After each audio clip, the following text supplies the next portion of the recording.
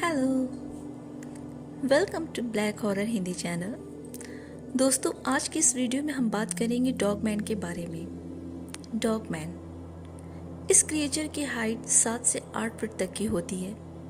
सिर डॉग जैसा और बॉडी ह्यूमन जैसी होती है और आंखें ब्लू, रेड या येलो कलर की होती है।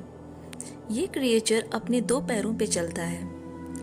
कुछ लोग डॉगमैन को और वेयरवुल्फ को एक जैसा मानते हैं, लेकिन ऐसा नहीं है, क्योंकि वेयरवुल्फ वापस ह्यूमन में ट्रांसफॉर्म हो सकता है। वेयरवुल्फ श्राप की वजह से ट्रांसफॉर्म होता है, बट डॉगमैन के साथ ऐसा कोई केस नहीं है। उसका एक ही रूप है। वैसे दोस्तों, वेयरवुल्फ पे एक डेडिकेटेड वीडियो बना चुकी हूँ, उसका लिंक डिस्क्रिप्शन में दे दी हूँ, आप चेक कर लीजिएगा।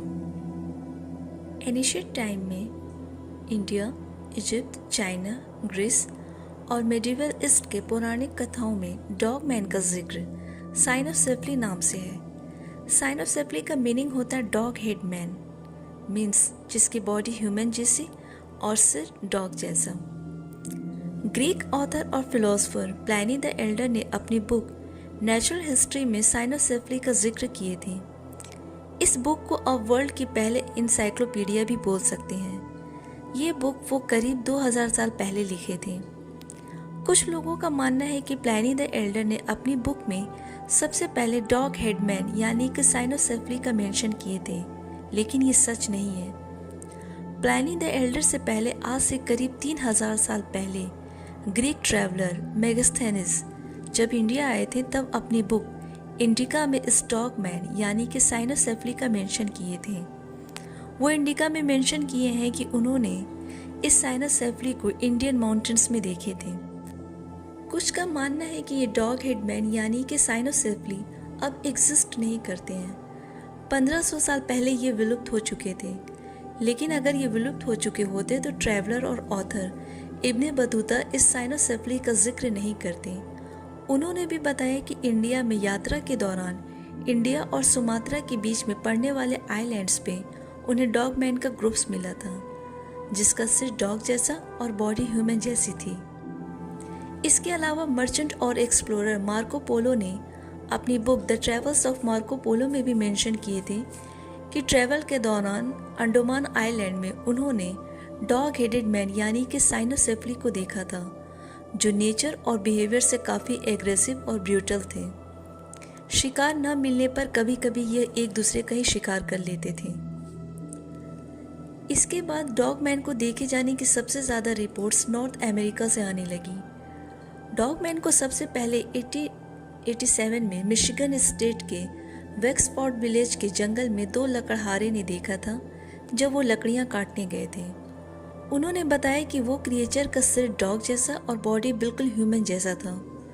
फिर 1937 में मिशिगन के पेरिस टाउन में रॉबर्ट फोर्टनी नाम के शख्स ने बताया कि उस पर 5 वाइल्ड डॉग ने अटैक किया था, जिसमें से एक डॉग अपने 2 पैरों पर चलकर जाता है।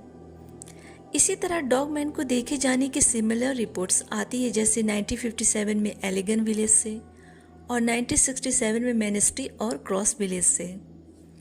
डॉगमैन को सबसे ज़्यादा पॉपुलैरिटी 1987 में मिली जब मिशिगन के ट्रेवर्स सिटी में एक डीजे स्टीव कुक ने एफएम पे एक रिकॉर्डेड सॉन्ग प्ले किया था, द लीजेंड ऑफ डॉगमैन। इस सॉन्ग को प्ले करने के बाद स्टीव कुक के पास बहुत सारे लिसनर्स के कॉल आने लगे, ये बताने के लिए कि उन्होंने इस डॉगमैन मॉन्स्टर को देखा है। मिशिगन में सबसे ज़्यादा देखे जाने की वजह से इसे मिशिगन डॉगमैन भी कहते हैं। कुछ लोग बोलते हैं कि जिस ईयर के लास्ट में 7 आता है, उसी ईयर में डॉगमैन ज़्यादा देखे जाते हैं, जैसे कि 1887 में, 1937, 1957 वगैरह। आइए कुछ और डॉगमैन इनकाउंटर्स की स्टोरीज को सुनते हैं। ईयर 1990 में दिसंबर के मंथ में मिशिगन के ल्यूथर टाउन में एक 13 साल की लड़की अपने घर के बैकयार्ड में सिगरेट पीने जाती है। वहाँ एक बार्न भी रहता है जहाँ अनाज को स्टोर किया जाता है। उस बार्न की दीवारें कई जगह से टूटी हुई थी। उसे वहाँ से कुछ आवाज़ आती है। उसे लगता है कि शायद कोई छोटा जानवर होगा, क्योंकि यहाँ अक्सर छोटे छोटे जानवर अनाज खाने वाले आते हैं। वो आवाज़ उसे फिर आती है और कुछ सेकंड्स के लिए उसे फील होता है कि उसे कोई देख रहा है। वो थोड़ा अंदर से डर जाती है और उसी वक्त उसे किसी जानवर के गुर्राने की आवाज़ आती है। ये आवाज़ उसे सही नहीं लगती है। वो सिगरेट वहीं फेंक कर घर में चली जाती है। वो ऊपर अपने रूम में जाती है। अपनी विंडो से उस बार्न की तरफ देखती है जहाँ उसने सिगरेट फेंकी थी। वहाँ कोई फिगर खड़ा रहता है, फर वाला लॉन्ग कोट पहनकर। वो फिर ठीक से देखती है, तभी उसे जाइंट साइज का कोई मॉन्स्टर दिखता है जिसका सर डॉग जैसा और बॉडी ह्यूमन जैसी, लेकिन काफ़ी मस्कुलर।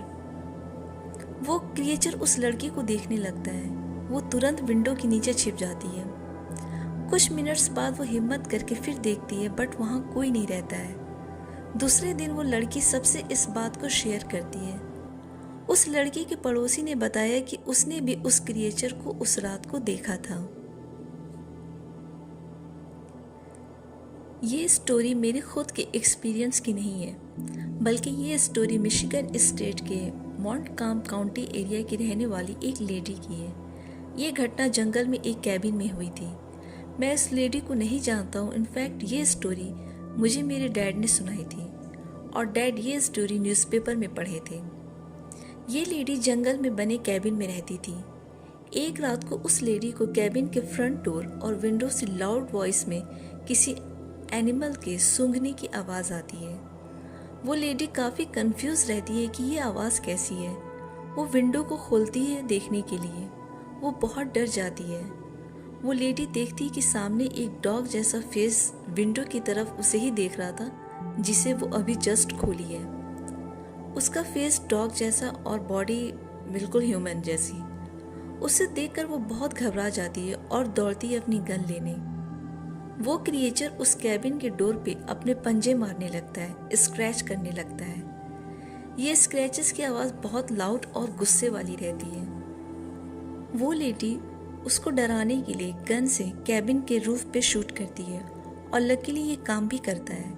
वो पंजे मारने और स्क्रैचेस की आवाज़ आनी बंद हो जाती है। वो लेडी फिर वहाँ के कॉप्स को बुलाती है। जब कॉप्स वहाँ आते हैं तो वो डॉगमैन वहाँ नहीं रहता है। वो रूफ पे बने होल को देखते हैं जो शूट करने से बना था।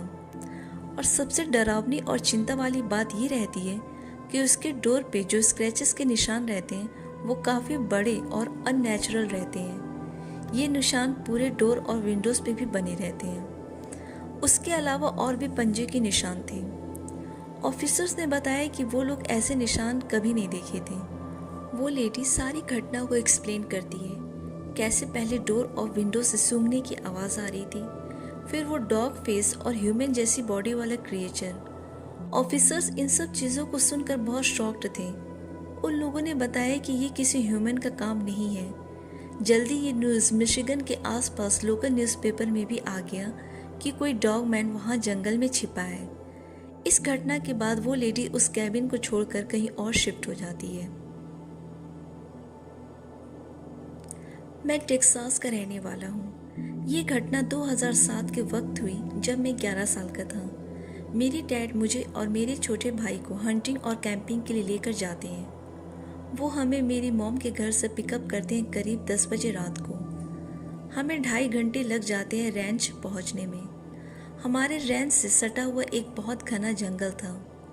उस जंगल में हमारे ग्रैंडपा और मेरा बड़ा भाई टेंट लगाए हुए हमारा वेट कर रहे थे। हमारे रैंच में एक रूम बना हुआ था जिसमें शटर वाले डोर और विंडो लगे हुए थे। हम कभी उस रूम में आकर खेलते तो कभी जंगल में टेंट में चले जाते थे।